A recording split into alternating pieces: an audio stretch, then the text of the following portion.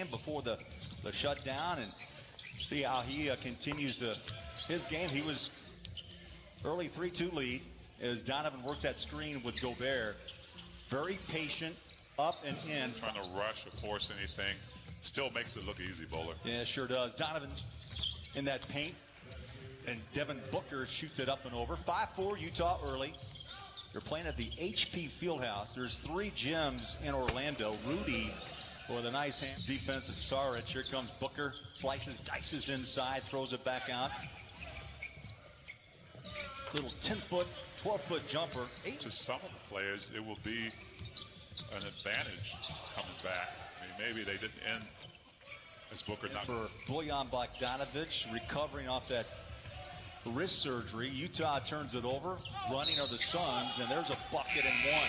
Yeah, it was Mikal Bridges with the hold on Gobert. So the 3 by Joe. Nice look off, lay it home. The mishandle.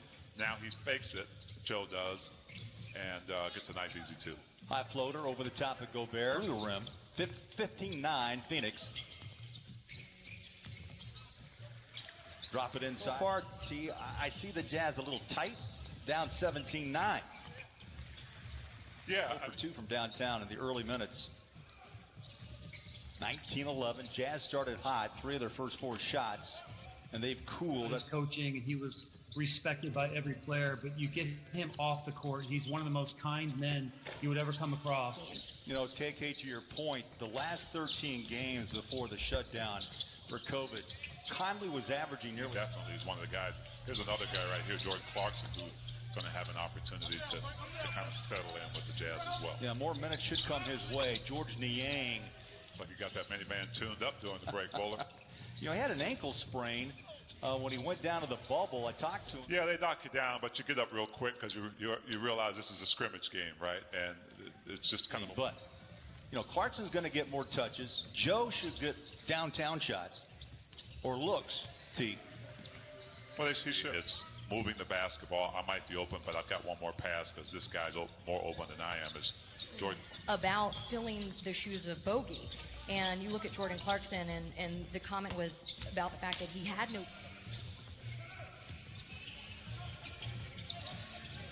Carter pops about a 15-foot. You know, Quinn said tonight, too, that he wanted this team just to go out and play.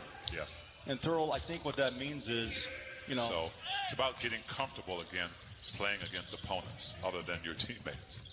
Kaminsky gives it up for a 3, and that shot is drilled down by Cameron Johnson. So a quick 4 off the bench. Donovan, the only Jazz man with, you know, or Damian Lillard that takes the bulk of the threes, that have to take the bulk of the threes. They spread the wealth. Joe, full drive. Joe is so much of an importance to the Jazz team as getting opportunities to take the shots. The shots are going to fall, and that's what these. And then in the second half is when they kind of poured it on, and Donovan with the ball in his hands. You got Joe parked in the corner. They go out to Clarkson, toes up a 3. Looks good is. Picture perfect. Jazz knock home a 3. Clarkson with his second 3 ball. 9-point game. Baseline J, tough shot.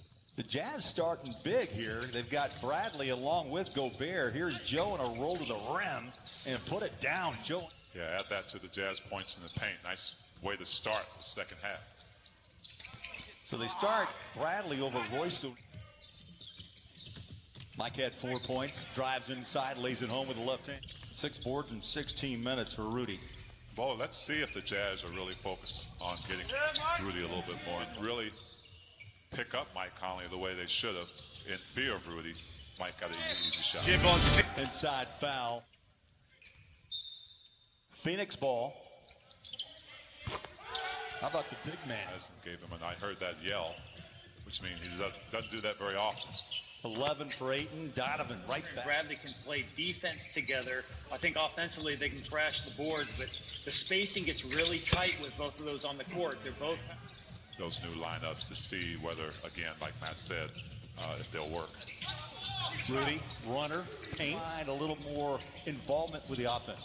Well, he has to do it within rhythm of what the Jazz do. Mike Conley comfortable with, and I think he usually makes good decisions. Doesn't get a lot of turnovers, but this is what he's good at right here, at getting down and hockey, plexiglass. But it's just another part of the way the NBA has made this happen in Orlando. Clarkson. Basketball to really start to find a rhythm. And the Jazz look like they're beginning to find it. Well, there's more hustle in this third quarter. I think you'll agree. Tony Bradley try to block that. Moutier. Emmanuel's a guy that kind of lost the ability to get on the floor. So O'Neal had an advantage. He saw a great opportunity and took it strong to the basket. But you're right. A guy like it gives a guy like Moutier an opportunity to play more, an opportunity to kind of get back into. Yeah, Moutier, by the way, has played in just 7 of the last 20 games. Tough shot, counted. I think Jazz trail by 14. They're back to within 5. Make it 7 on that 23rd. Right now, T, that would be one long road trip. Having to be in one place for a long time. But the NBA has just done a great job of surrounding us. Cross-court pass. That's a tough one to catch. He's got it. Moutier drives inside. Miaoni wearing 81 on his jersey. Here's George, deep three. Got it. You need a guy that can simply lock down or try to lock down the other team's best offensive player. And that's where Royce O'Neal's role is going to come in. And that's what he's been doing this year and give you everything on that defensive end. Thurl just kind of looked at me with a note and said maybe it's getting to be close to your bedtime in Atlanta before Brooklyn and then a couple of days off before these 8 seeding games. Yeah, so first I think we're all Clarkson, and I think that what Coach Quinn is going to try to do is always have 3 ball handlers on the court, Bowler, because the Jazz are going to need playmaking. And when you have Rudy on the floor, he's going to be the picker that's going to roll to the rim. And you got to have the guys out there that can handle the ball. All-star from the G League, barrel inside. He's got a great frame at 6'5", 240. And, Matty, we will dial you up. Reminds me of John Stockton and Karl Malone.